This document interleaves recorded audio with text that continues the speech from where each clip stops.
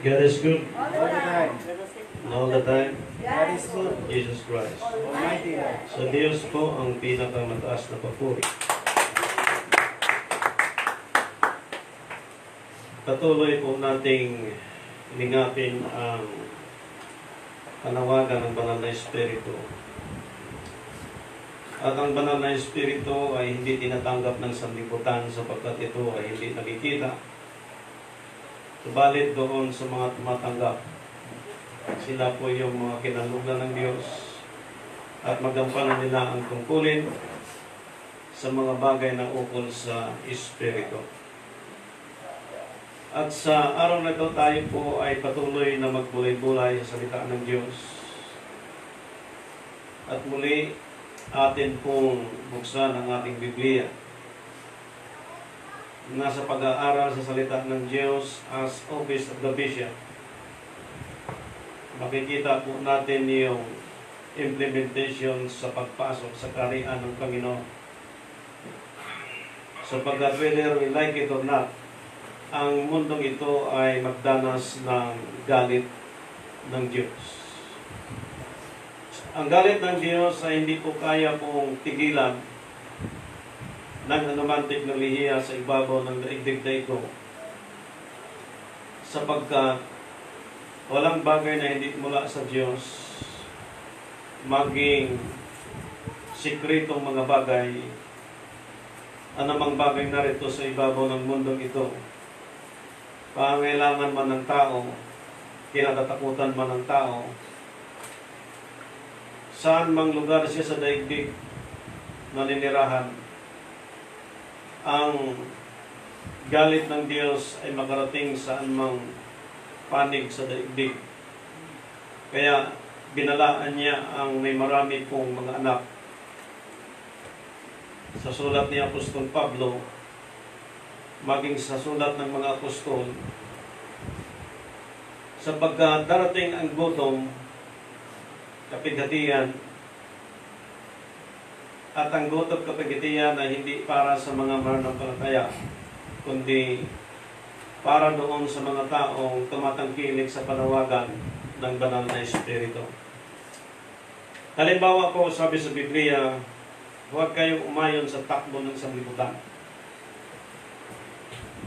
Mag-iba kayo ng pag-iisip, iharap niyo ang iyong mga sarili na isang buhay na hain sa harapan ng Diyos. Pag-iwas po sa takbo ng mundong ito, agad po papasok ang pag-aaral tungkol po sa panahon ni Noah. Nasa panahon po niya ay meron pong naganap na paggunaw sa sandaigdigan sa pamagitan ng baha.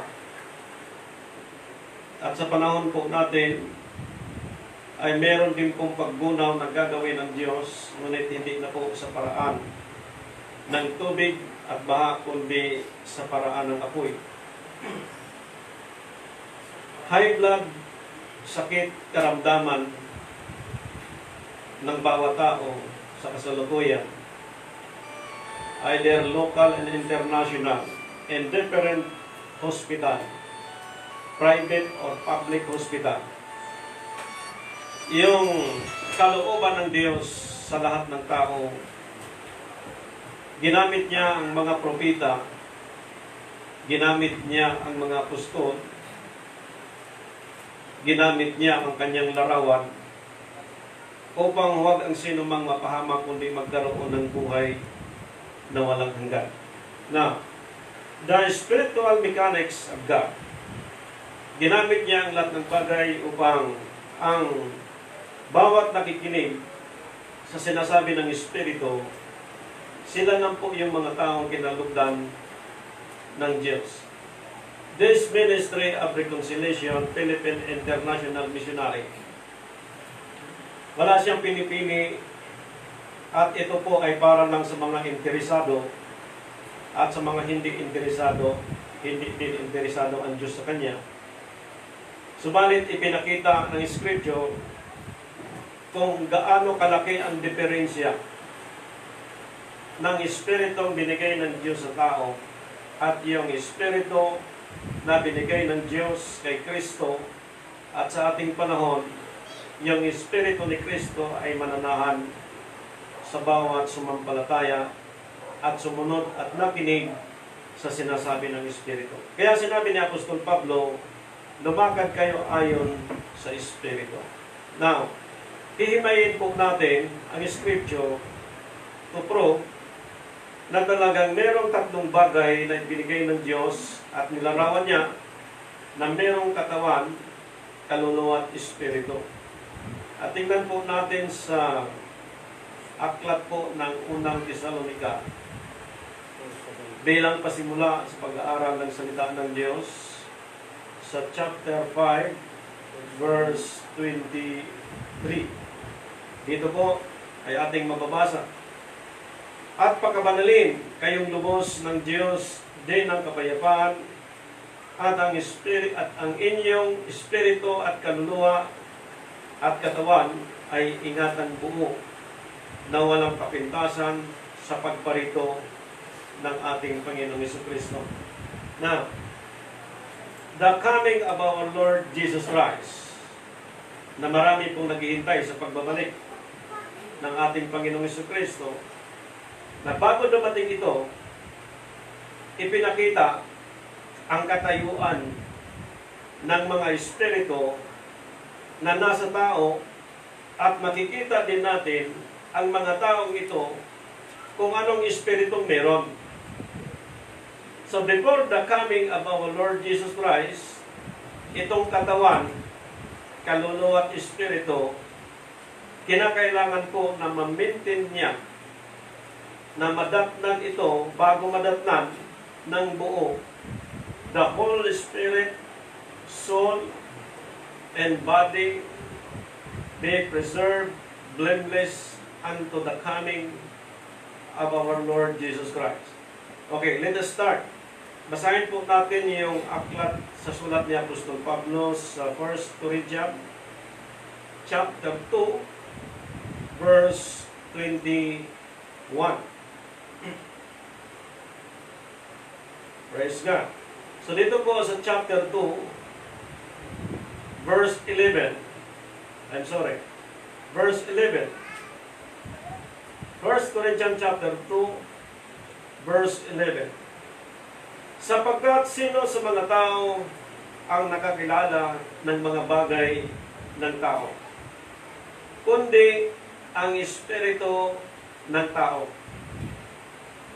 Nasa kanya, gayon din naman ang mga bagay ng Diyos ay hindi nakikilala ng sinuman maliban na ng Espiritu ng Diyos. Sa verse 12 po, ang pagkasabi dito, ngunit ating tinanggap hindi ang Espiritu ng sanlibutan. So meaning, ang pagtaliwas sa takbo ng sanlibutan ito, kapag nagkaroon po ng pag-iba sa takbo ng sanlibutan ito, kung sino pong hindi umayon sa takbo ng sanlibutan ito, sila ay hindi sumunod sa espiritu ng sanlibutan at the same time sa tao. Kundi, ang sinunod po nila ayon sa Scripture, kundi ang espiritong mula sa Diyos. So anong mangyayari kapag sinunod nila ang espiritong mula sa Diyos? Upang ating mapagkilala ang mga bagay na nasa atin ay ibinigay na walang bayad ng Diyos. Okay. Tungkol po dito, sa pinaliwanag ni Apostol Pablo, nilinaw na ang tinanggap ng mga ito ay hindi espiritong mula sa sanlibutan. The same time, sa tao. Sa chapter 6, tingnan po natin sa chapter 6, sa paliwanag ni Apostol Pablo, again, in 1 Corinthians chapter 6, verse 20. Tingnan po natin mga kapatid. Sapagkat kayo binili sa halaga, kaluwalhatian nga ninyo ang inyong katawan, luwalhatiin nga ninyo ng inyong katawan ang Diyos. Sa mga tuwid, yung espiritu ng tao na yung taong ito at sumunod din sa espiritu ng tao, ang mga taong ito ay susunod sa takbo ng sanlibutan. Ngunit kung susunod siya sa espiritu na mula sa Diyos, makikilala niya ang mga bagay kung mula sa tao o mula sa Diyos. So marami pong mga tao ngayon, mga kapatid, kay Kristo na nakikinig sa espiritu ni Kristo, ngunit ang espiritu ng pagkatao ang pinaiiral sa kanyang pagkatao. Kaya kung mapapansin mo, kapag pinag-aaral po yung distrito ng hawak ng isang bishop sa isang region, sa isang distrito, nasa isang distrito po, ilang pong barangay ang nasasakupan niyan, ilang pong community nasasakupan niyan. Halimbawa lang kung 1/4 lang doon sa maraming bilang na yon na lumalakad ayon sa espiritu at karamihan po ay lumalakad ayon sa espiritu ng pagkatao, malaking problema kung sino pong obispo ang nilagay doon. Kaya kung sa part ko po, as a Christian being, as a Christian believers, as office of the bishop today, ipinakita po ng Diyos po sa atin na yung pagkabanggit po ni Apostol Pablo sa chapter 6, at nais ko pong titingnan sa verse 19 at basahin po natin. O hindi ba ninyo nalalaman na ang inyong katawan ay templo ng Espiritu Santo? So kung hindi pa alam ng isang individual, kung ginamit niya ang kanyang katawan sa sanlibutan, o ginamit niya ang kanyang sarili, gamit ang espiritu ng pagkatao, ngayon po, nilinaw ni Apostol Pablo, ang sabi niya, o hindi ba ninyo nalalaman na ang inyong katawan ay templo ng Espiritu Santo na nasa inyo, na tinanggap ninyo sa Diyos. Hindi natin tinanggap ito sa Espiritu mula sa tao, kundi tinanggap natin sa Diyos. At hindi kayo sa inyong sarili. So malinaw. Sa verse 20, ano po ang ginawa? Bakit hindi sa ating sarili? Sapagkat kayo'y binili sa halaga na walatiin nga ninyo ng inyong katawan ang Diyos. Now, these three kinds of Sabbath, Diyos Sabbath, Christ Sabbath, and believers Sabbath. Ang Diyos Sabbath until now, praise God, sa mga Seventh Adventists, they are continuing the practice about the Diyos Sabbath in our time, which is Saturday. And today, as a Christian being also, Christian believers also, ang practice po natin today is from the death and resurrection of our Lord Jesus Christ, na yung araw na ito ay ipinagdiwang din po natin ang Christ Sabbath sapagkat ito po ay utos din ng Espiritu. Kung babalikan po natin, kung ang Espiritu ng Diyos ay umudyok kay Propeta Moises at sinundan ng mga Hudyo, pinapractice ng karamihang mga tao ngayon, and every Saturday, salamat sa Panginoon na ipinagpatuloy ito sapagkat udyok ito ng Espiritong mula sa Diyos. Now, in this three dispensation of time, Father time, Sonship time, and Spirit time, in our time, we belong Spirit time.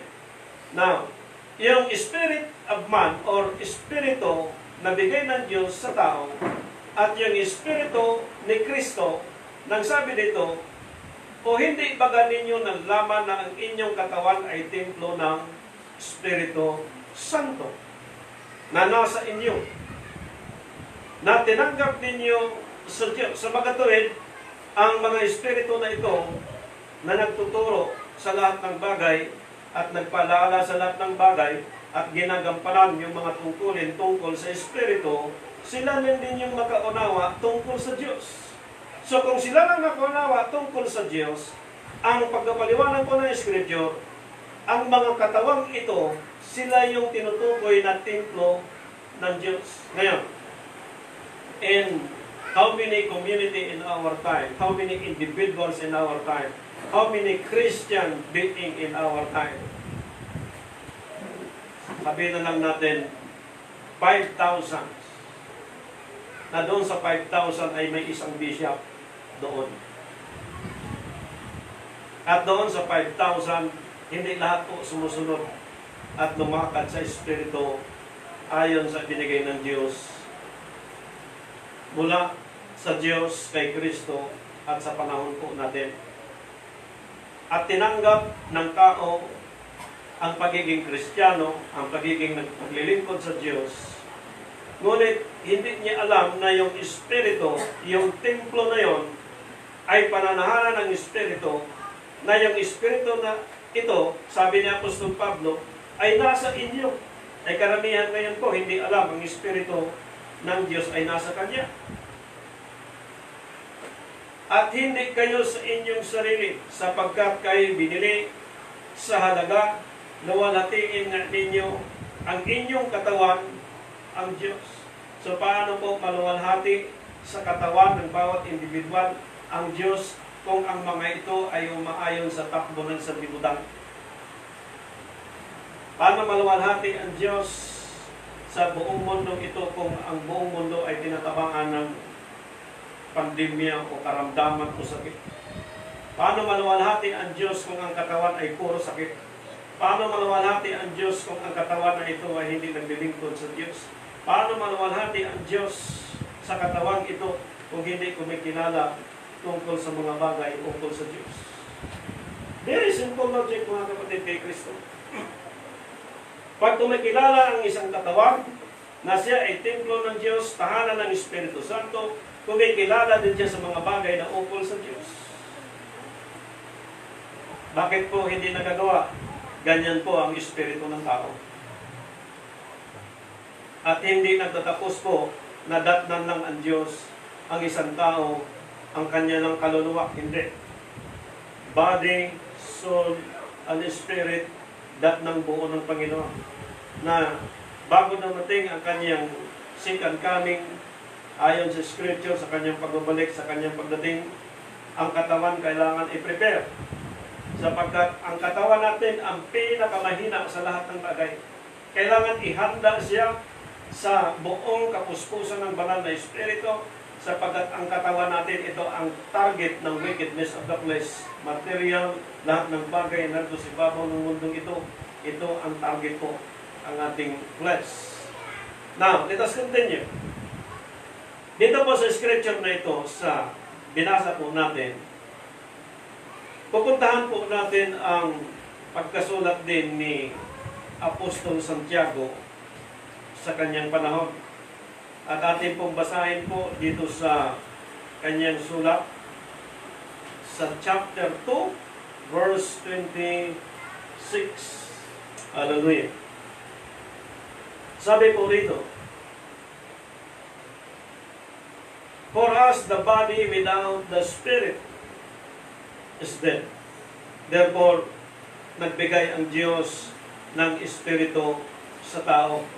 Ayon sa sulat ni Apostol Pablo, tayo ay merong Espiritu na binigay ng Diyos bilang tao. So, faith without work is dead also. Kanina po, without the Spirit is dead. Dito din po, faith without work is dead. So pareha pong patay. Amen. Without Spirit is dead. So faith without work is dead. Pareha pong patay.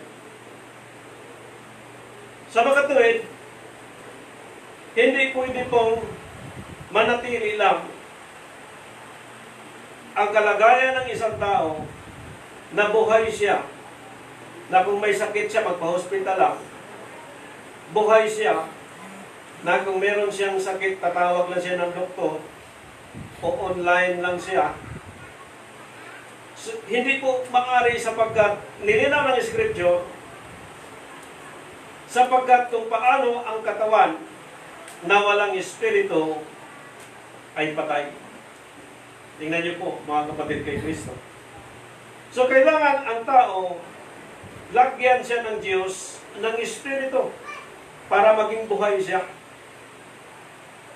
At doon sa inilagay ng Diyos na espiritu, para tumanggap din siya ng pananampalataya na bigay ng Diyos through Jesus Christ, libre siya sa atin, yung binigay na pananampalataya na ito, nagsabi dito, faith without work is dead also. Itong dalawang ipinakita na ito, without works or without spirit, na yung espiritu sa tao na kung wala din itong gawa sa pananampalataya, makikita ng tao na ang kanyang pananampalataya ay patay. Kung patay ang kanyang pananampalataya, yung kanyang spirit na bigay ng Diyos sa kanyang pagiging tao, na yung tao na ito ay tumanggap ng Espiritu mula sa Diyos, tumanggap din ito ng pananampalataya mula sa Diyos kay Kristo, at yung tumanggap ng pananampalataya ito, kapag hindi niya tinatrabaho, hindi niya ginagampanan, hindi niya ginagawa ang mga bagay na ayon sa inuutos ng Diyos, na huwag umayon sa takbo ng mundo ito, ang sabi dito, work, he or she is dead. Amen. Without spirit is dead. Without work is dead. Sa mga tuwid, ang mundong ito, ipinakita sa bawat individual sa sulat ni Apostol Pablo, yung espiritu na binigay ng Diyos sa tao, the legit spirit shall given unto us comes from God. Hindi po tayo manatili sa ganung kalagayan sapagkat ang espiritu na binigay ng Diyos bilang tao, mabuhay ka lang sa mundong ito. Ngunit kailangan natin ang espiritu ni Kristo sapagkat itong espiritu na ito yung mag-guide sa atin at magtuturo sa lahat ng bagay, magpaalaala sa lahat ng bagay para ma-defeat natin yung lust of the flesh, yung material things, yung lahat ng bagay sa ibabaw ng mundong ito, sapagkat yung body, soul, and spirit nasa isang tao para mabuhay ka lang o lumakad tayo sa ibabaw ng mundong ito. Now, let us continue the topic tungkol po sa espiritong bigay ng Diyos sa tao. Kung paano po ipamuhay, paano siya ipapractice, paano lumakad sa bawat araw. Kaya may mga devotion prayer po siya. Bawat madaling araw, meron siyang mga prayer every now and then. Hindi pwedeng matulog ka lang na wala kang panalangin, kumain kang walang panalangin, lumakad kang walang hindi po pwede. Sapagkat nabubuhay tayo, meron tayong espiritu na bigay ng Diyos, meron tayong pananampalataya na bigay na ng Diyos, magkita ng Panginoong Jesucristo. Lahat doon kailangan mag-function po, mga kapatid kay Kristo, at lumakad ang bawat tao sa sanlibutan ito na maluwalhati ang Diyos. Okay.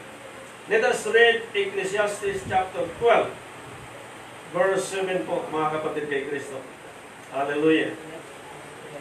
Atin pong basahin ang aklat ng Ecclesiastes at basahin po natin sa chapter 12, verse, magsimula po tayo sa verse 6. Praise God. Bago ang panaling pila ay mapatid, o ang mangkok na ginto ay mabasag, o ang baga ay mabasag sa bukal, o ang gulong ay masira sa balon, at ang alabok ay mauuwi sa lupa gaya ng una, at ang diwa ay babalik sa Diyos na nagbibigay sa Kanya. Mabubuhay ka sa mundong ito 40, 50, 60, 70, 80, 90, 100 years. Ayon sa Scripture, bago masira lahat ng bagay na binanggit sa Scripture, from chapter 6, chapter 12, verse 6 and 7, ipinakita mo na ang diwa ay babalik sa Diyos. So meaning, yung tao na may espiritu na mula sa Diyos at binigyan siya ng pananampalataya na mula sa Diyos kay Kristo, na kung ang pananampalataya na ito, kapag hindi niya win-work out ito, without works, ang tawag na Scripture is patay. Now, at ang alabok ay mauwi sa lupa, gaya ng una. So, anong sabi ng Diyos? Ikaw ay mula sa alikabok, ay babalik ka sa alikabok. Gaya ng una, at ang diwa ay babalik sa Diyos, nagbigay sa Kanya. Ang paliwanag po ni Apostol Pablo, kapag ang isang tao namatay sa chapter 5 ng 1 Corinthians at hindi naglilingkod sa Diyos, ang kanyang katawan ay ibibigay kay Satanas.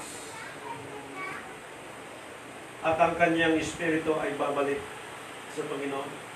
Binanggit na Scripture, ang kanyang soul babalik sa Diyos. Bakit babalik sa kanya ang soul sa Diyos? Sapagkat bago masira lahat ng mga bagay na yon, bago mauwi sa alikabok ang lahat ng bagay, maging ang tao, sa lupa gaya ng una, at ang diwa ay babalik sa Diyos na nagbibigay sa Kanya. Ang soul, ang kaluluwa, babalik sa Diyos kung bago mangasira ang mga bagay na ito, ang taong ito, body, soul, and spirit, hinanda na niya sa pagparito ng Panginoon.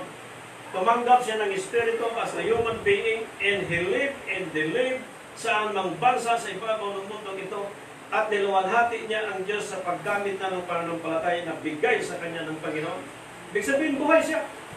Ngayon, kung ang katawan na ito, someday, babalik sa alikabok, pero kung hindi niya ginamit, win-work out, pinapractice yung kanyang pananampalataya sa Panginoon, ang babalik lang sa Diyos yung Espiritu ko, yung kaluluwa, hindi. Very clear. Amen. Walang kabuluhan, sabi ni Solomon, ng mga walang kabuluhan. Sabi ng mananaral, lahat ay walang kabuluhan. See, before Christ, lahat ng pag-uusapan, property, government, lahat po ng mga legalities, lahat ng mga bagay na narito sa ibabaw ng mundong ito na bilang ang Diyos ang may-ari. Pagpatay, pagnanakaw, pagiging sakim, pagiging matapobre, pagiging mapaglamang sa kanyang kapwa, pagiging mapagsamantala, pagiging masuwayin sa magulang, pagiging magulang na walang paggalang sa kanyang mga anak, bilang mga anak na walang paggalang sa kanyang mga magulang, physically, also spiritually. Before Christ, lahat yon ipinakita, lahat ng klase-klaseng mga ugali at pagkatao ng bawat tao. Pagsamba sa Diyos-Diyosan, pagsamba sa araw, pagsamba sa buwan, pagsamba sa iba't ibang mga klaseng sinasamba, sapagkat lahat ng tao nagkaroon ng kaisipan na talagang may Diyos, and different worship, maging sa ating panahon kung ano ang sinasamba ng bawat sinuman, maging sa kasalukuyan. But, vanity of vanities. Walang kabuluhan ng mga walang kabuluhan. Sabi ng mga ngaral, lahat ay walang kabuluhan. So before Christ, yung Espiritu na bigay ng Diyos sa tao, at yung taong ito, kung hindi pag-uusapan, walang Diyos, walang tipan, walang pag-asa, hindi ka bahagi sa bansang Israel. Kung sila po ay merong kautusan at hindi naglilingkod sa Diyos, sabi ni Apostol Pablo, sila ay merong kautusan sa kanilang sarili. Ngunit dumating sa atin yung kautusan, na ang kautusan ay nauwi kay Kristo, na itong si Kristo, larawan ng Diyos, na ang katawan na ito, ang sabi niya, ang turo ko hindi akin, kundi mula sa Ama. So ano yung nasa kanya? Yung turo na mula sa Ama. Ang sabi din po niya, ang pagkain ko ay aking gawin, ang kalooban ng Ama. Nabubuhay siya sa mundong ito, ang kinakain niya, ang ginagawa niya, ang kalooban ng Ama. So meaning, mula doon sa mga tao na tumanggap ng Espiritu mula sa Diyos, kumakain tayo, gumagawa sa mundong ito upang luwalhatiin ang Diyos. Amen. Hindi tayo nabubuhay sa mundong ito para magtrabaho, magsakripisyo, na lahat ng panahon natin ibigay sa family. Hindi po. Ang family po ay second lang po yan. First, ang Diyos. Ngayon, ang nais na po ng Diyos sa bawat isa sa atin, yung body, soul, and spirit, na bandat na niyang buo ito, hindi hiwalay. Bakit po sinasabi natin hiwalay? Ang katawan, saan ginamit? Sa lust of the flesh. Ang soul, saan ginamit? Ginamit ang soul ng paggamit ng tao sa kanyang flesh. Dapat ang soul, ang trabaho niya, ang susundin niya, ang kalooban ng Diyos. So saan ginamit ang kanyang espiritu naman? Ang kanyang espiritu ay kontrol sa mga espiritu din ng tao. So sa mga tuwid, kung ang kanyang katawan, sumasamba siya, dumadalo sa gawain, ngunit ang kanyang soul, ang kanyang spirit, wala naman sa Diyos, hiwalay. Hiwalay pa rin. Kailangan siya buo. Body, soul, and spirit. Dahil kung ang katawan, kaluluwa at espiritu, hindi ko ito buo sa pagdating ng Panginoon. Katulad din po siya sa sinasabi ni Haring Solomon, walang kabuluhan. Walang kabuluhan ang lahat ng bagay. So meaning, hindi po pwede na maglingkod ang isang tao sa Diyos na walang kabuluhan ang kanyang paglilingkod. Kailangan po makita ito, hindi lang sa tao kundi sa Diyos, yung kanyang pagiging interesado sa paglilingkod sa Panginoon, sapagkat dati ay walang kabuluhan, ngunit ngayon magkakaroon ng kabuluhan sa pamamagitan ng ating Panginoong Jesucristo, na yung Espiritong bigay ng Diyos sa tao at yung pananampalataya na bigay ng Diyos sa atin, libre, parehas po sila magtatrabaho at buhay sila, hindi sila maitawag na patay. Amen. Kaya ang katawan na ito, hindi siya pwedeng mabubuhay na may sarili siyang kautusan sa kanyang sarili. Kailangan po ang katawang ito ay mabubuhay ito, susunod siya sa kautusan na mula sa Diyos, katulad ng sinabi ni Kristo, narito siya sa ibabaw ng mundong ito, ang kinakain niya, walang iba, kundi sundin ang kalooban ng Ama. Nabubuhay siya sa mundong ito, na bawat utos, bawat ginagawa, bawat sinasabi, bawat tinuturo niya, hindi galing sa kanya, kundi mula sa Ama. Kaya nung inalok siya ng property, inalok siya ng maraming pagkain, inalok siya ng anumang karangyaan sa mundong ito, tinanggihan niya yun. Sapagkat alam niya siya may-ari sa lahat ng bagay. Kaya sa ating panahon po, kapag wala tayong Espiritu ni Kristo, at manatili lang tayo sa katawan, kaluluwa at espiritu, at mabuhay lang tayo kay almusal, pananghalian at hapunan, at hindi nag-work out ang pananampalataya, on that kind of person is dead. Amen. Amen. Patay siya sa paningin ng Diyos. Now, dito po sa scripture na ito, titingnan po natin ang ilang mga paliwanag ng banal na kasulatan, sapagkat dito po tayo nabubuhay sa salita ng Diyos. Okay. Tingnan po natin sa aklat po ng Proverbs, chapter 20, verse 27. Dito po tayo sa 26. Ang pantas na hari ay nagpapanabog ng masama, at dinadala sa kanila ang gulong ng pangdiig. Ang diwa ng tao ay ilawan. So, remember po, the perceptions of soul, the descriptions of soul. Ang diwa ng tao ay ilawan ng Panginoon. Sa madaling sabi, by the coming of our Lord Jesus Christ, kapag ang soul, which is diwa na mula sa Diyos, nabigay sa tao, kapag ang kaluluwa na ito ay napenetrate ng flesh, ng laman, dilim ang buong pagkatao niya. All the inward parts of the belly. So, inward parts of the belly. Sa loob ng katawan, lahat po nasa loob niyan. Control po dapat yan ng spirit and soul. So, yung diwa ng tao, sabi ng Scripture, ay ilawan ng Panginoon na sumisiyasat ng mga pinakakaloob na bahagi ng tiyan, belly. So, ang English ng tiyan ay belly. Yung soul, ayon sa Scripture, the spirit of man is the candle of the Lord. Spirit of man is the candle of the Lord. So, pag binigyan ang tao ng Espiritu mula sa Diyos, bawat nabubuhay ngayon, may Espiritong bigay ng Diyos yan. At walang makapagtanggi po niyan sapagkat bata, matanda, mayaman, at simple ang pamumuhay. Kung nabubuhay siya ngayon, legitimately, binigyan po siya ng Espiritong mula sa Diyos.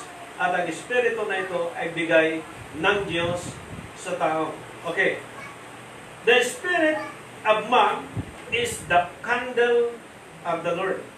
So, let us imagine kapag meron ka pong hawak ng kandila at sinindihan mo at lumakad ka sa isang lugar na madilim, iniingatan mo siya na hindi mamamatay. Amen. Iniingatan mo siya na pag namatay yun, at wala ka ng pusporo, wala ka ng pansindi, tiyak ang lalakarin mo madilim. So, kailangan mo iingatan yung kandila habang lumalakad ka sa isang lugar na madilim. So, ang mundong ito ay tinawag sa Scripture na madilim ang sanlibutan. So, kailangan po natin ang ilawan.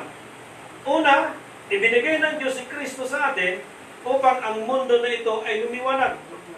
Mula sa Kanya hanggang sa individual, sa bawat may katawan, kaluluwa at espiritu, kailangan po makita ng tao na sa kanyang sarili, siya pala yung tinutukoy na candle of the Lord. Ano yun? Searching all the inward parts of the being. So kailangan po ang kaluluwang ito na diwa ng Diyos sa buong katawan, makikita po sa loob kung anong meron doon. Okay. Ang diwa ng tao ay ilawan ng Panginoon na sumisiyasat ng mga pinakaloob na bahagi ng tiyan. 28. Kagandahang loob at katotohanan ay nagpapalagi sa hari at ang kanyang luklukan ay inaalalayan ng kagandahang loob. So walang masamang loob. Amen. Yung being, yung tiyan, inaalalayan siya ng kagandahang loob ng Diyos.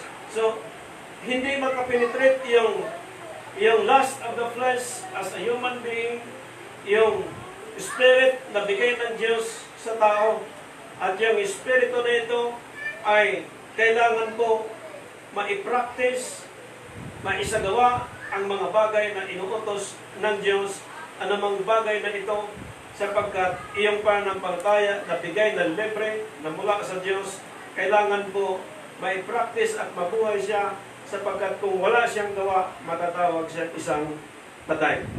Ngayon, kung literal na kalagayan, body, soul, and spirit, maraming buhay ngayon sa ating panahon. But spiritually, body, soul, and spirit, may maraming buhay ngayon ngunit patay sa paningin ng Diyos. Amen. Hallelujah. So dito po makikita natin ang katiyakan sapagkat ang Scripture ay naglilinaw sa lahat ng bagay upang matira natin ang mga kalooban ng Diyos. Tingnan niyo po, mga kapatid, sa verse 27 at babalikan po natin. Verse 27 in chapter 20 ng Proverbs. The spirit of man is the candle of the Lord.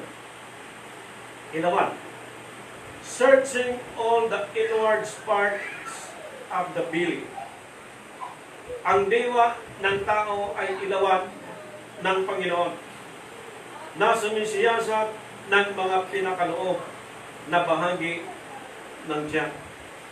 Pagka sa sikmura mo at nakaramdam tayo ng sakit, anumang karamdaman na naramdaman po natin, una pong sentro ang tiyan na ang matiis lang po natin, actually, yung hindi pangkaraniwang sabihin nating mga hilab sa tiyan, kung sa Bisaya, yung mga sinikmura ka lang, yung nagutom ka lang,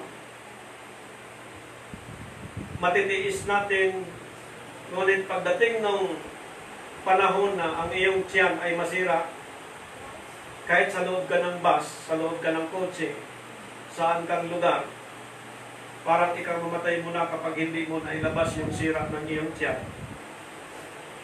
In this matter of the Scripture, ipinakita po, mga kapatid, kay Kristo, na kapag dilim ang kalagayan o ang isang lugar o ang isang buhay ng isang tao, walang liwanag siyang madatnan pagdating ng panahon, at ang nais lang datnan ng Panginoon na yung Espiritu na bigay ng Diyos sa isang tao, at yung taong ito ay sumunod ayon sa itinakda ng Diyos, at yung taong ito tumanggap ng panampalataya na mula sa Diyos kay Kristo, kapag siya ay lumakad ayon sa itinakda ng Diyos as a human, as a Christian, as a believers in Christ, bilang tumanggap siya ng Ebanghelyo ng biyaya, bilang nakaunawa siya sa Ebanghelyo ng kaharian, ang katawang ito ay datnang buo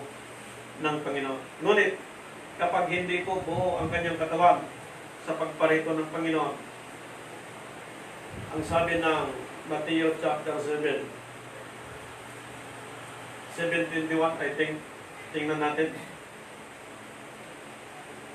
Matthew chapter 7:21.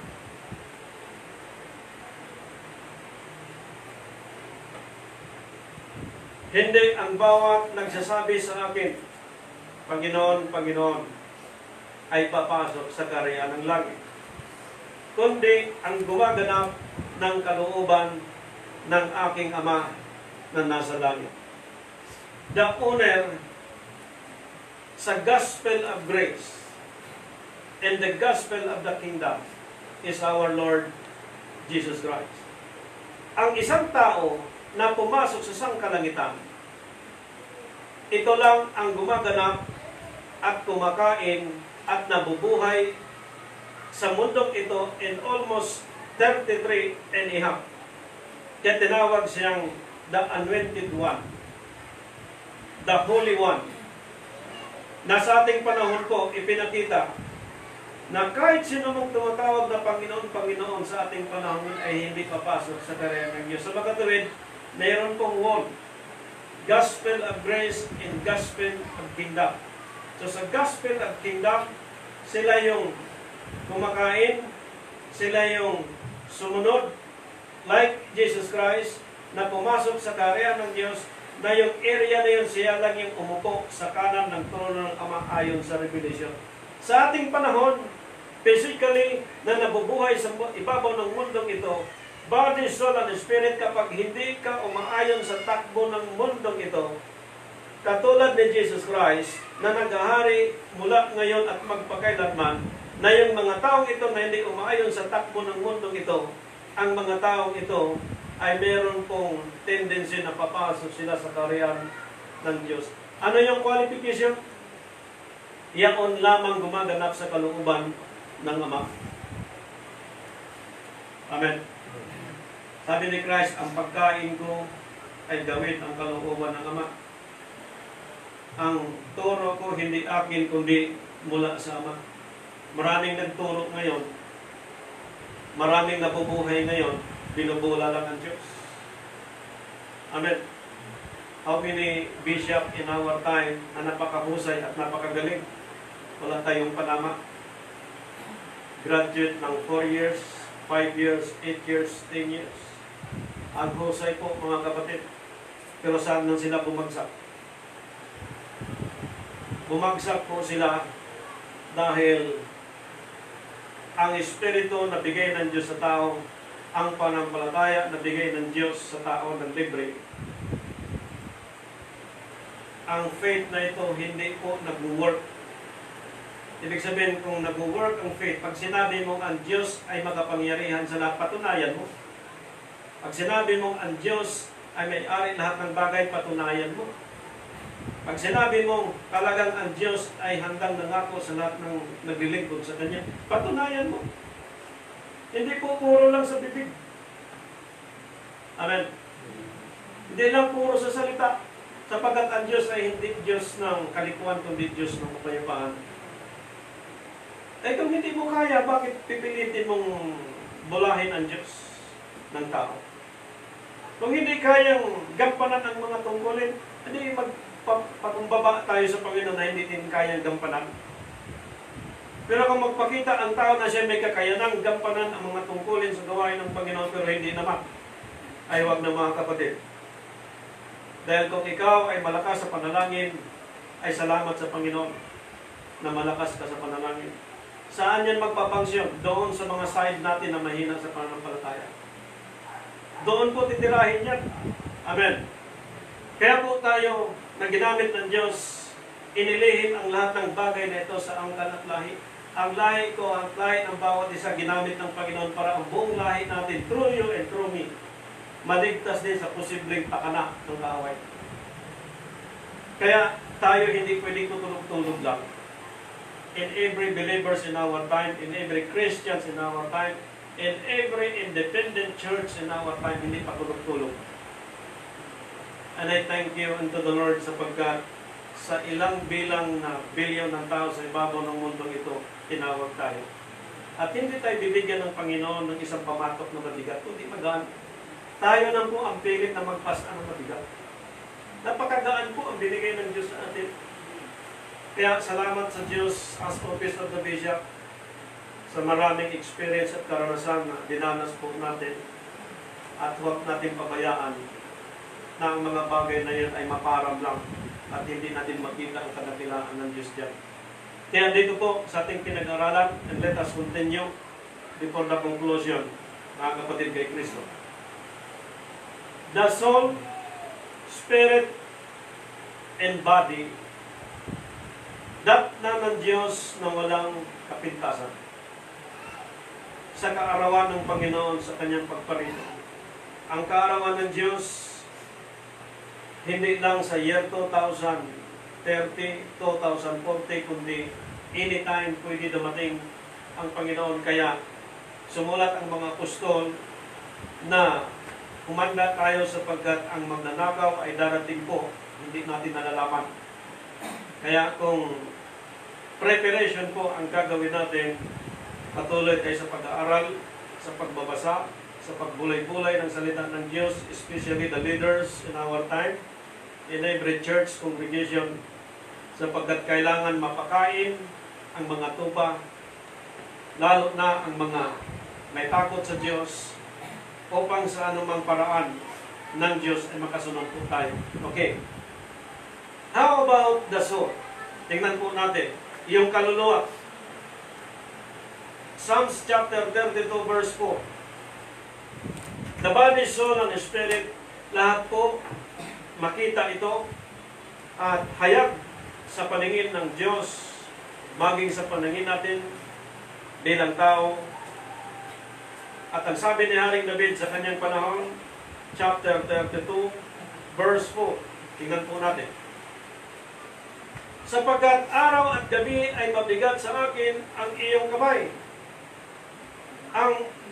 Ang aking lamig ng katawan ay naging katuyuan ng takinip.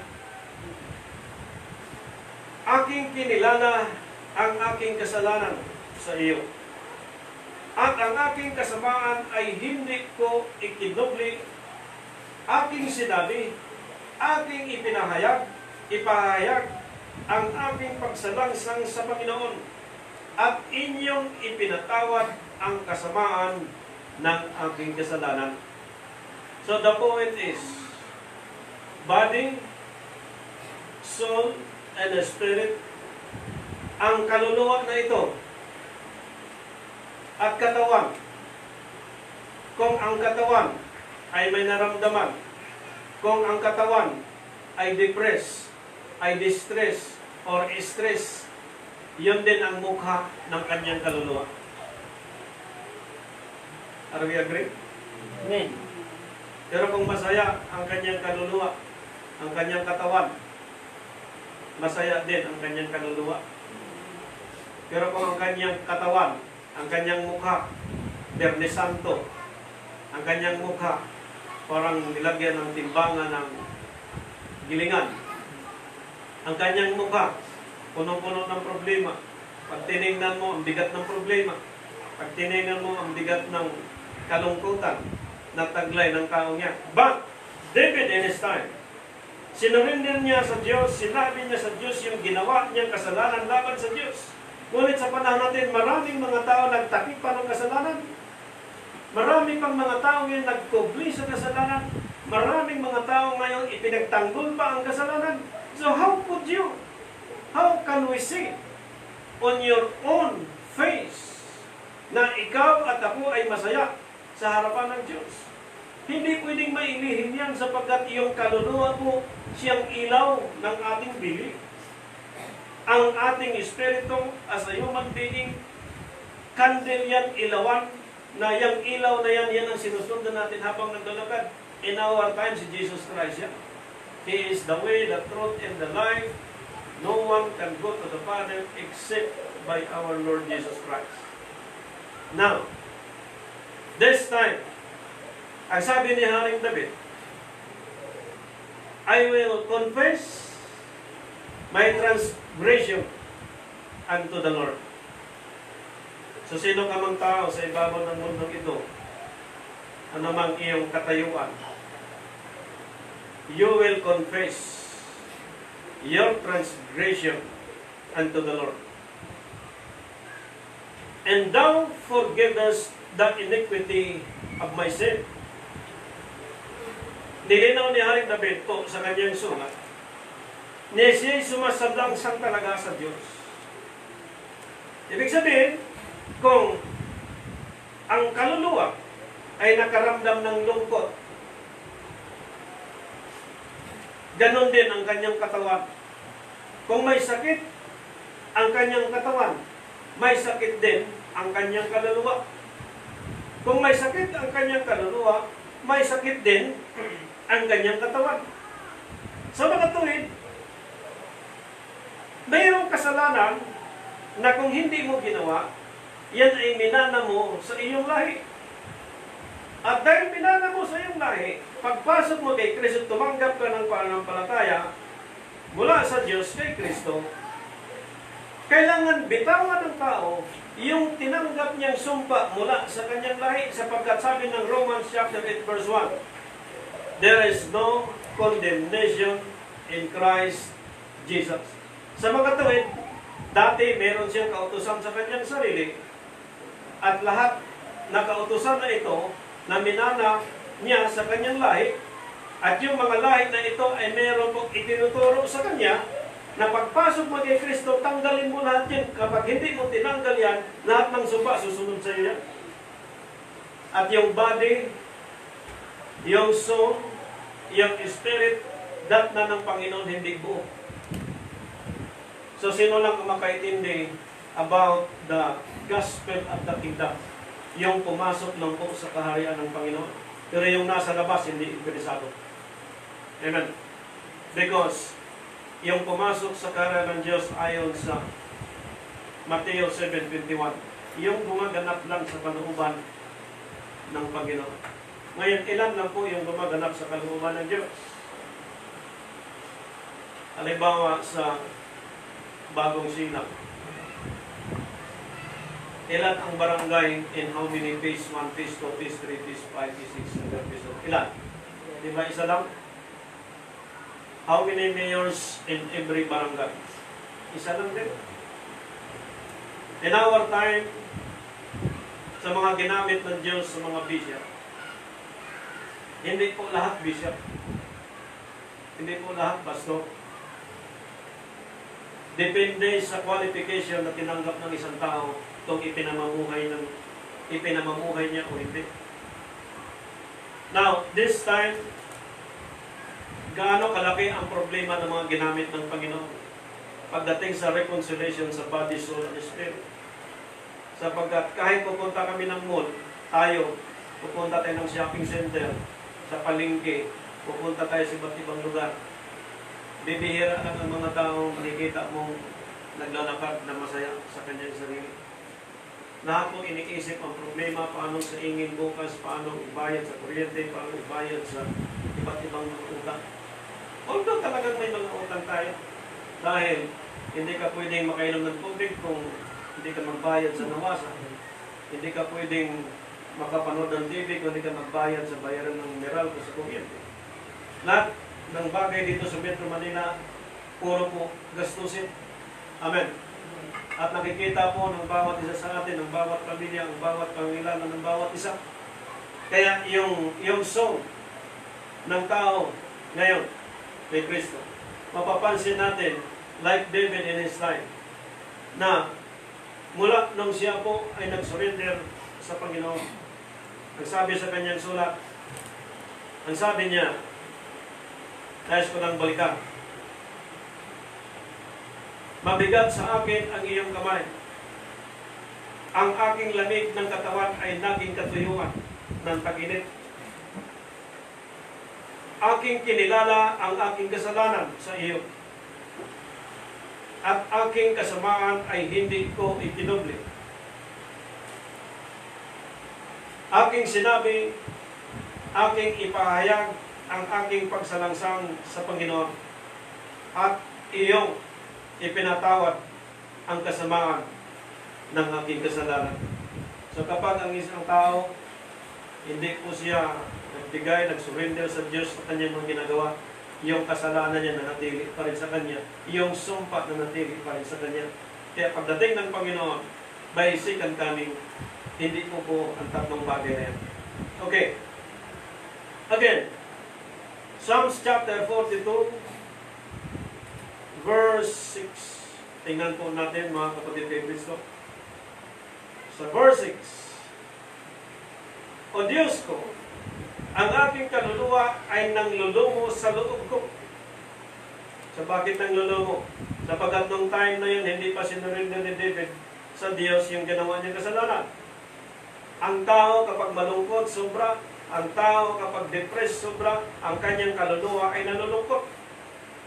Sapagkat meron siyang ginawang kasalanan na hindi niya sinusurinder sa Diyos. Okay. Kaya't aking inaalala ka mula sa lupain ng Jordan at ng Hermonitas, mula sa burol ng Nihat.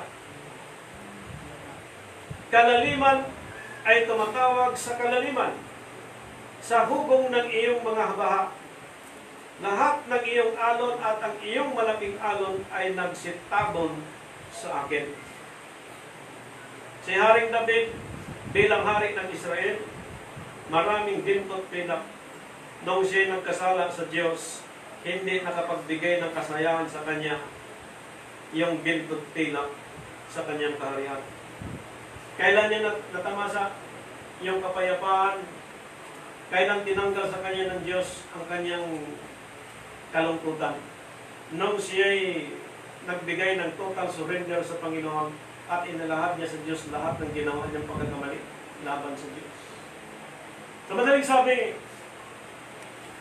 yaman, anumang merong taglay ang isang tao sa mundo ito, kapag siya may ginawang laban sa Diyos, hindi niya maikubli ang kanyang kaluluwa at espiritu sapagkat yung taong ito ay binigyan ito ng espiritu ng Diyos, kaluluwa.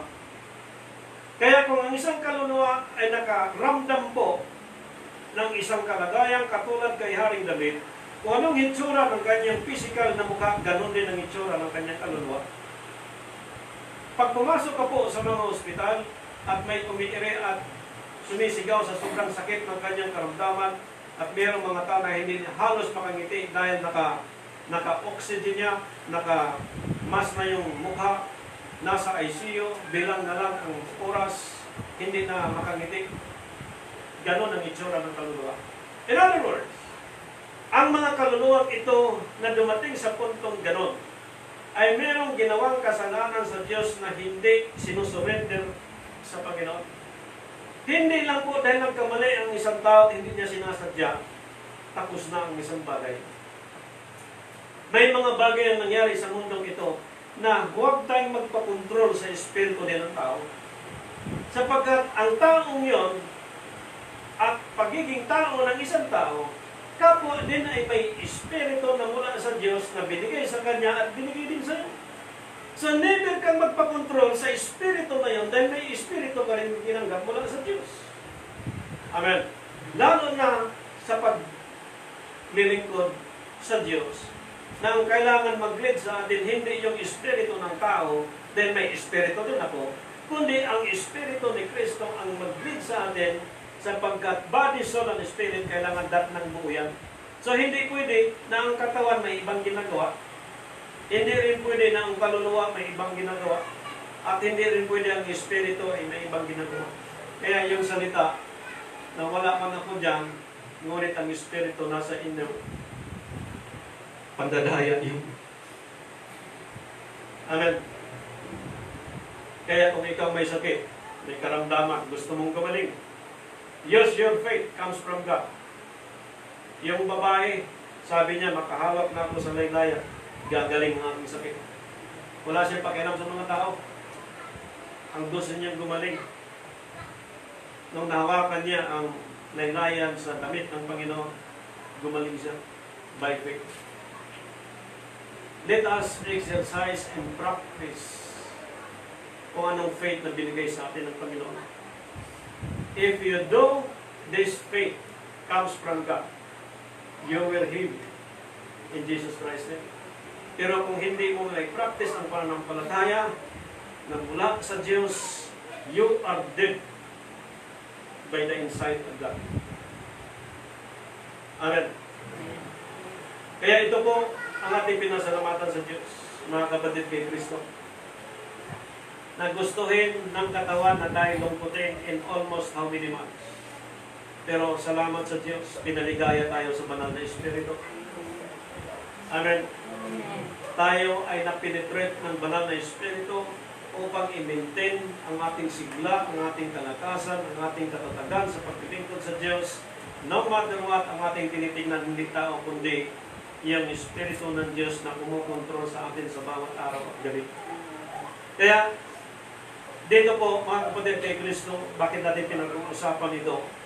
At nais natin i-share sa lahat. Yung mga bagay na tungkol sa Panginoon. Okay. Pasok po tayo. Are we ready? Okay. 1 Corinthians chapter 15, verse 54. Okay, pakibasa, Brother Joe. 1 Corinthians chapter 15. Chapter 15, verse 54. Ito ang pagkasabi, datapwat pagka itong may kasiraan ay mabisan ng walang kasiraan. Amen. At itong may kamatayan ay mabisan ng walang kamatayan. Yes. Kung magkagayon ay mangyayari ang wikang nasusulat, nilamon ng pagkatagumpay ang kamatayan. So kanina po, body, soul, and spirit. Ang soul, makikita ang kanyang mukha sa body. Kung ang mukha ng body, yan din po ang mukha ng soul. But in terms of immortality, Tingnan niyo po, ang pagkasulat ni Apostol Pablo sa sulat sa chapter 15 verse 54. Tingnan niyo po mga kapatid kay Kristo. Focus sa scripture. Then, sa third stanza, then shall be brought to pass the saying that is written. Nakasulat. Death is swallowed up in victory. Now, the victorious salvation and redemption that we receive from God through Jesus Christ. So when this corruptible shall have put on corruptions, and this mortal shall have put on immortality. Mortal shall have put on immortality. So meaning, this body, soul, and spirit, kapag datnan siya ng buo ng Diyos, sa makatuwid, ang kanyang body, control mula sa Diyos, ang kanyang soul, control mula sa Diyos, ang kanyang spirit, control mula sa Diyos. This mortal shall have put on immortality, then shall be brought to pass the saying that is written, death is swallowed up in victory. Now, Jesus Christ have done for us, we done to because He done for us. So this victorious mission comes from God through Jesus Christ, yung katawan ni Kristo as a human. Amen. Yung soul ni Kristo as the image of God. Yung spirit ni Christ comes from God. Yung body, yung soul, yung spirit na nasa tao ngayon. Amen. Si Kristo, kahit pinako sa cross, kahit sinaktan, kahit anong dinala siya sa mundong ito, mapayapa pa rin ang kanyang kalooban. Hindi siya naguguluhan kung anong kakainin niya bukas, kung ano ang kakainin ng mga apostol, ng mga kasama niya. Ang nasa isip niya, narito siya sa mundong ito upang gawin ang kalooban ng Ama. At sa mundong ito, na nasa ilalim ng kadiliman, nilinaw ang lahat ng bagay, and every individual shall have his own o her own candle na maging ilaw siya sa kanyang pagkatao, sa kanyang sarili. At dito ipinakita, kapag ganon ang understanding in every individual in our time, sa sulat ni Apostol Pablo, ang sabi niya, written, death is swallowed up in victory. So, there is only one who died and resurrected. So, kapag tinignan niyo po, mga kapatid kay Kristo, and every believers in our time, ang na-resurrect iisa lang. Amen. Ngunit maraming napako sa cross. Yung napako sa cross, marami. Pero yung nabuhay na maguli, isa lang. So, the victorious of our Lord Jesus Christ, kapag ikaw at ako ay hindi umayon sa takbong ito, yung kamatayan po nila muna sa understanding na ito. Amen. Kaya dito po, ipinakita, yung sistema ng immortality comes from God through Jesus Christ. Ipinakita sa sulat ni Apostol Pablo na malinaw sa binasa ng ating kapatid na si Brother Constancia na yung mortal shall have put on immortality. So yung body na merong balance siya as a human being, both 75 and 25%, na ang kanyang soul, yung spirit, nabubuhay siya sa mundong ito, na ipinakita po na ang katawan na ito is mortal. Amen. So this mortal as a human being shall have put on immortality. Kailangan po mailagay siya sa walang kasiraan sapagkat yung body, soul, and spirit na ito ay kailangan datnan siyang buo ng Panginoon. Na ibig sabihin kung buo ang kanyang katawan, kaluluwa at espiritu, ang kanyang katawan ay maituring na walang kamatayan. Amen. Walang kamatayan. Hindi siya mamamatay. Ang unawa niya, walang kamatayan. ang kanyang paglilingkod sa Diyos walang kamatayan, ang kanyang pananampalataya sa Diyos walang kamatayan, sapagkat pinapractice niya ang kanyang pananampalataya, sapagkat buhay siya at hindi patay, sapagkat ang nagtagumpay sa krus ng Kalbaryo, buhay po siya at nabubuhay magpakailanman. So ang ministry kailangan mabubuhay, magpakailanman. Hindi lang sa pagkaya at pag-inom na mabubuhay ka, umasa ka para mabuhay ka lang, hindi. Pwede tayong mabuhay hindi sa kalooban ng tao, mula sa espiritu ng tao, kundi mula sa Diyos. Next scripture.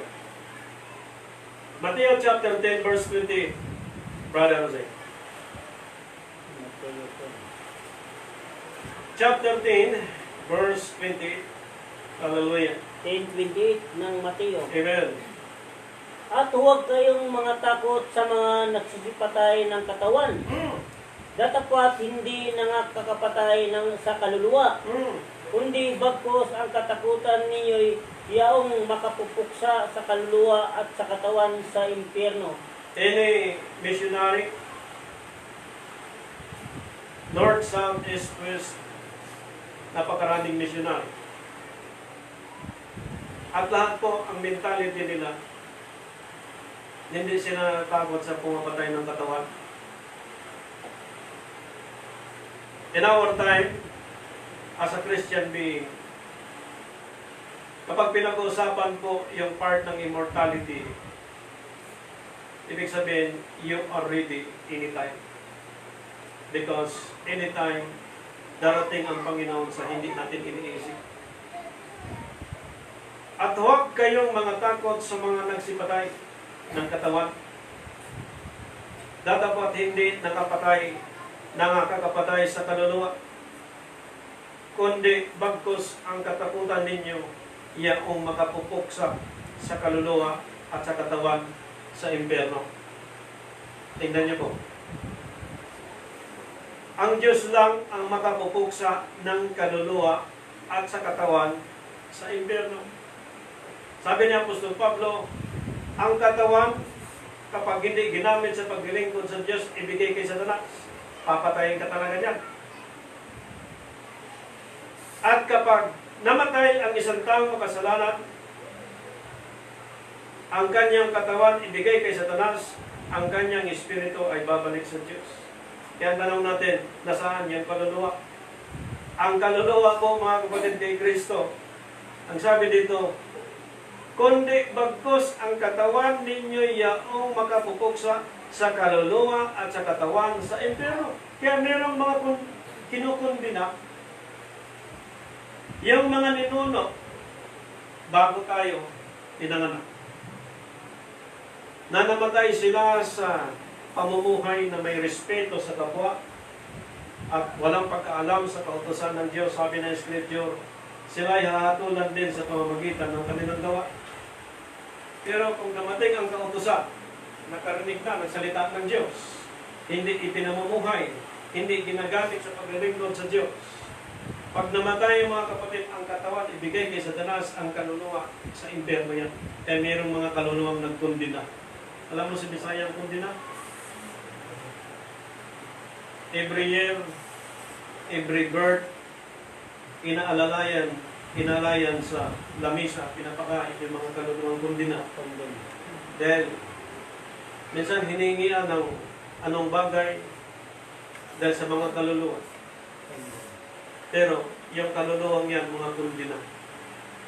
Hindi mo na madala sa panalangin pagluhod yan para makareceive ng eternal life. Tapos na po ang final judgment sa kanila. And we are concerned in our time individually. My soul and your soul and our soul. Mayamat na hirap. Na bago tayo babalik sa lupa bilang alikabok na pinagmulan. Tulad ni Adam. Ma-practice na nating isurrender sa Diyos lahat ng ginawa nating laban sa Panginoon. At huwag mo nang balikan yan. Pag binalikan mo mga kapatid kay Kristo, mas mabuti pang hindi ka na pinanganak. Body and soul shall go to the hill. Inferno. Ang direksyon nyo. Naligo ka, nagbibihis ka, nagshampoo, nagpagwapo tayo. umaten ang birthday, kasalan, nagpasika tayo sa mga kaibigan natin, mga kamag-anak. After all, impyerno lang pala pupuntahan. Amen? Dumalo ka sa meeting sa matataas na antas ng organization. Vice President ka, Presidente ka sa isang organization. Mayaman ka, marami kang kotse, kilala ka. May influensya kang tao. Pagdating ng panahon, impyerno din pa pupuntahan ng iyong kaluluwa. Ngayon pa lang pinag-uusapan na natin ito. At nais natin i-share sa lahat ito sapagkat ang sabi ni Ezekiel, kapag dumating ang punto na mabuhos ang dugo ng katawan ng bawat individual na hindi siya napangaralan, pananagutan ng mga lingkod ng Diyos na hindi siya pinangaralan. Kaya ibig kong maging exempted sa lahat ng individual. Kaya ginagamit po natin ang technology para tulungan tayong i-expose yung unawang ito para hindi sisingilin sa atin ang dugo ng mga tao. Kaya dito po, in terms of immortality, ipinakita ni Apostol Pablo sa kanyang sulat na walang dapat ipag-alinlangan ang sino mang taong may paniniwalang may Diyos. Sapagkat dito po, binanggit kanina, yung kasiraan ay papalitan ng walang kasiraan. At meron pong kondisyon lahat yan. Okay, next verse, brother. Lucas chapter 12, verse 20. Hallelujah. Tingnan po natin ang napakahalagang bagay na lahat ang makatahod lang po yung may espiritong mula sa Diyos. Chapter 12, verse 20. Hallelujah. Datapwat sinabi sa kanya ng Diyos, ikaw na haling, hihingin sa iyo sa gabing ito ang iyong kaluluwa, at ang mga bagay na inihanda mo ay mapasa kanino kaya. Naghanda siya ng 5 billion, 10 billion, 20 billion, 50 billion, 100 billion. Pag tumingin ka po sa Facebook, sa history ng mga billionaires sa buong mundo, alam ko, kilala niyo po yan. At ilang mga asset and liabilities na dineclare ko na sa gobyerno at nakita ng buong mundo at napabilang siya sa ilang mga bilyonaryo sa ibabaw ng mundo. Kung sino yung mga taong ito, ilan ang mga security, paano ang mga techniques niyan, sino ang mga bodyguard, anong klaseng mga lakas na meron niyan. Sabi ng Scripture, sa binasa ni Brother Jose, but God said unto him, thou fool, this night, thy soul shall be required of thee. Yung kaluluwa ng isang tao ang nakaalam ng Diyos kung kailan niya kunin. Mayamat mahirap, anumang katayuan ng bawat individual, ang kaluluwang yan, ang taong yan, hindi niya alam kung sino ang nakakaalam na tao na kunin ang kanyang kaluluwa, kundi Diyos lang. Ibig sabihin, sa pinag-uusapan po natin, mga kapatid kay Kristo, in almost 6,500 languages in our time sa buong mundo, at meron tayong 195 supposedly countries and different nations, this immortality na pinag-aralan po natin, hindi tayo pinaprepare ng maraming mga bagay para isipin natin, iiwan natin at magkaroon tayo ng malaking pakinabang. Ipinakita po, mga kapatid kay Kristo, na ang isang taong nabubuhay ngayon, kailangan preparado siya. Dahil kung darating ang Diyos, mamaya, bukas, sunod na araw, handa ang kanyang katawan, kaluluwa at espiritu. At kung handa ang katawan, kaluluwa at espiritu, sa magkatuwid, mula sa mga bagay na nagbigay ng kahinaan sa kanya, kalungkutan sa kanya, na pagpasok niya sa kaharian ng Panginoon by spiritual understanding, this immortality, kung nabasa natin ang Scripture, isang babala siya sa isang individual na kung hindi siya nakapag-prepara sa pagdating ng Panginoon, lahat ng bagay ay mapaswalang pakinabang niya. Lahat ng bagay magiging kawalan sa Kanya. So this opportunity na ibinigay ng Diyos sa atin po, mga kapatid kay Kristo, hindi tayo katulad sa isang haling. Ano ibig sabihin ng haling? Sa English, ano ibig sabihin ng haling?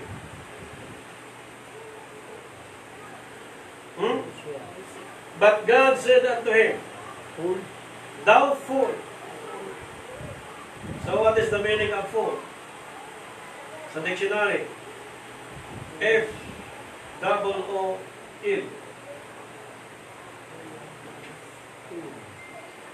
Pag-i-research. Bago natin puntahan ang ibang versikulo. Sa Tagalog is tanga, luka-luka, angal, gago. Isipin niyo po, napakasakit. Anong sabi sa definition? Sa Tagalog po, Pastor, Oh. ang sabi dito, yung fool sa English, sa Tagalog, tanga, luka-luka, angal, gago.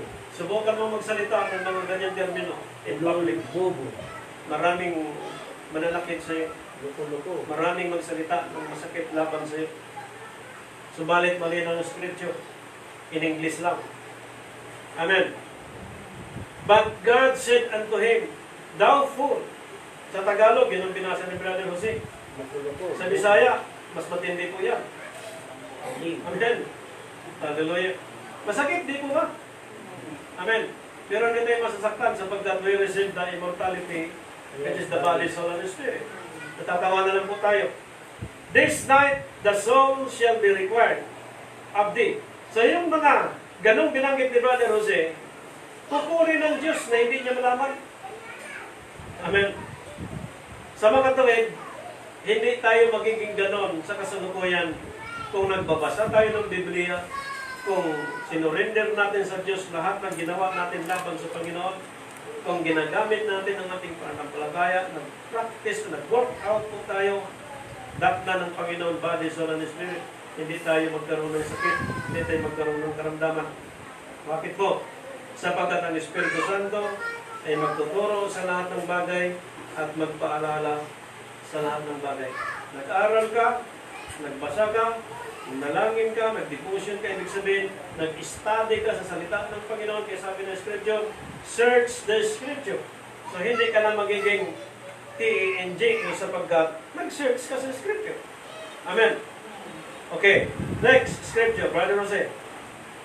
Revelation chapter 20 verse 4. Hallelujah. At nakakita ako ng mga luklukan at may mga nagsiluklok sa mga ito. Amen. Sila'y pinagkalooban ng paghatol. At nakita ko ang mga kaluluwa ng mga pinugutan ng ulo Hallelujah. Praise dahil God. sa patutuo ni Jesus at dahil sa salita ng Diyos at ang mga hindi sumamba sa hayop o sa kanyang larawan man Hallelujah. at hindi tumanggap ng tanda sa kanilang noo Yes. at kanilang kamay Yes. at sila'y nangabuhay at nagsipagharing kasama ni Kristo sa loob ng 1,000 taon. Yes. Kasama sila sa paghahari ni Kristo sa loob ng 1,000 taon. Kaya sabi ng Peter, 1,000,000. Ang isang araw katumbas ng 1,000. Ang 1,000 katumbas ng isang araw. 1,000,000. So ito mga kasama sa paghahari ni Kristo, body, soul, and spirit, buo siya. Amen. Kung anong utak ni Kristo, utak ng Diyos. Kung anong utak ni Kristo, utak dapat ng church. Kung anong utak ni Kristo, utak din ng leader ng church. Amen. Now, as office of the bishop, we are implementing by law and ordinance of God. Ito po, hindi na siya na-belong sa earthly system, kundi sa immortality system. It is belong unto God. Hindi ko ito na-belong sa sanlibutan. Okay, next scripture. Brother Jose. Ecclesiastes chapter 12, verse 7. Chapter 12, verse 7. Hallelujah. Glory to God.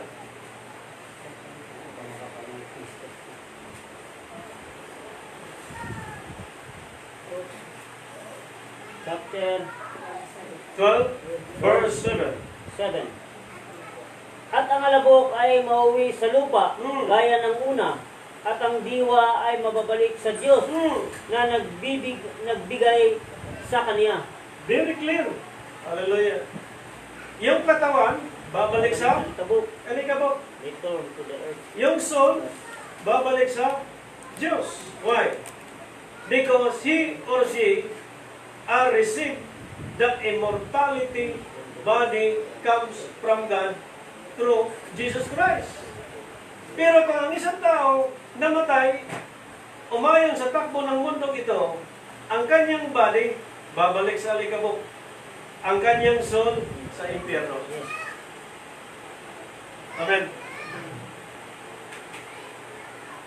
Kaya mahirap po magtuturo sa isang patay na namatay siya sa kalagayang walang paglilingkod sa Diyos o namatay siya sa kalagayang anumang kamatayang dinanas niya. Ayaw ko pong magkukumahang mangarap dyan. Walang kalulatihan ng Diyos doon sa katawang yan. Pero kung isang tao namatay sa paglilingkod sa Diyos, nag-sacrifice, sumagasig, mga kapatid, ang sarap mangaral. Sapagkat nabubuhay ang taong yan, naglilingkod sa Diyos. At natulog siya ngayon, ang kanyang kasakaluluwa, babalik sa Diyos. Ang kanyang katawan, babalik lang sa likabok. Body, soul, and spirit, dinatan siya ng buo ng Panginoon. Dumaan lang sa process, ang kapatid na ito halimbawa. Ang sister na ito halimbawa. Kaya huwag kayong matisod sa ating panahon kapag may ganun pong mentality ang inyong lingkod. Sapagkat tayo po ay tumitingin sa katuwiran ng Diyos, hindi sa tao. Sapagkat ang ginawa ng Diyos sa mga apostol, maging sa kanyang larawan, pag pinag-usapan po ang walang hanggang buhay, ang mga bagay na ukol sa Espiritu, ito po yung mga bagay na hirap intindihin ng sanlibutan. Bakit po? Sapagkat sinulat ng Espiritu, sabi ng mga apostol, ang Espiritu, palibhasa, hindi siya nakikita, hindi siya pininiwalaan ng tao. Amen. Subalit, sa tulong ng banal na Espiritu, atin siyang pinaniwalaan na kung paano po ang Espiritu kay Kristo, siyang Espiritu sa ating panahon, namuhay po tayo, pinahalagahan ito upang makita natin ang kalooban ng banal na Espiritu sa bawat isa sa atin. Okay. Gaano kahalaga ito? At makikita natin sa pag-aaral. Basahin natin, Brother Jose, sa Matthew chapter 10, verse 31. Chapter 10. Verse 31. Yung Mateo.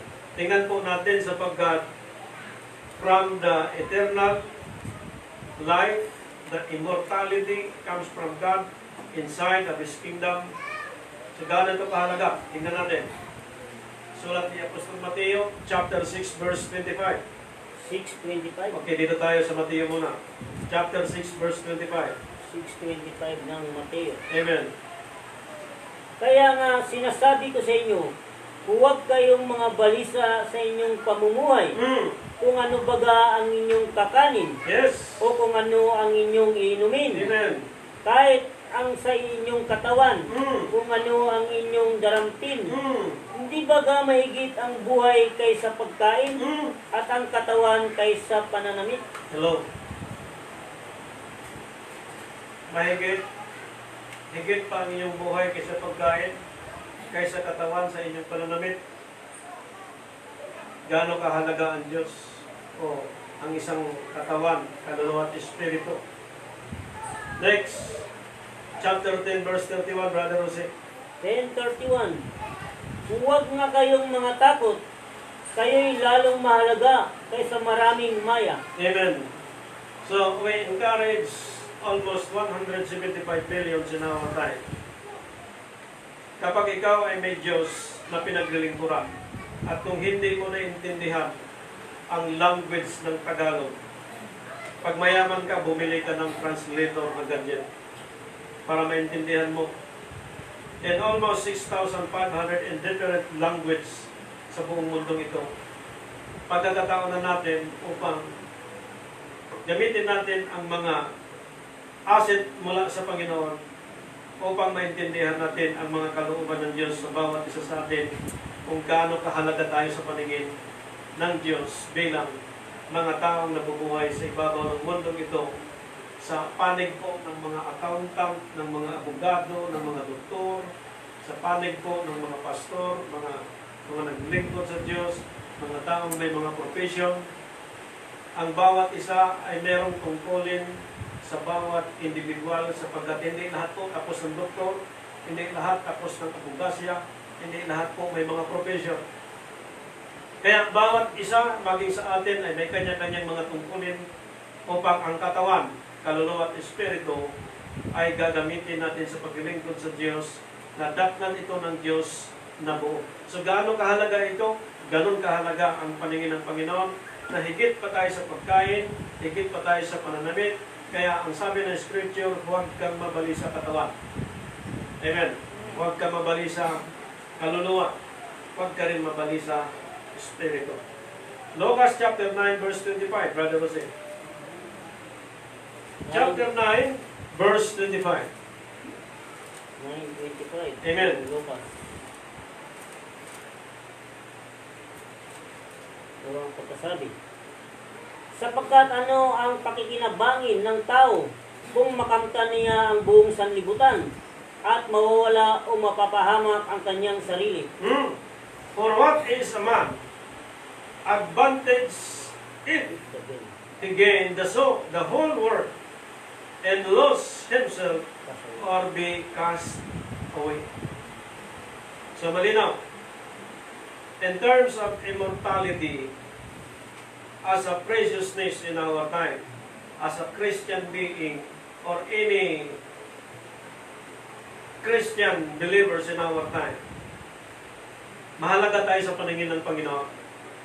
Kaya, ang ating body, soul, and spirit, kailangan maging balanse siya by the will of God.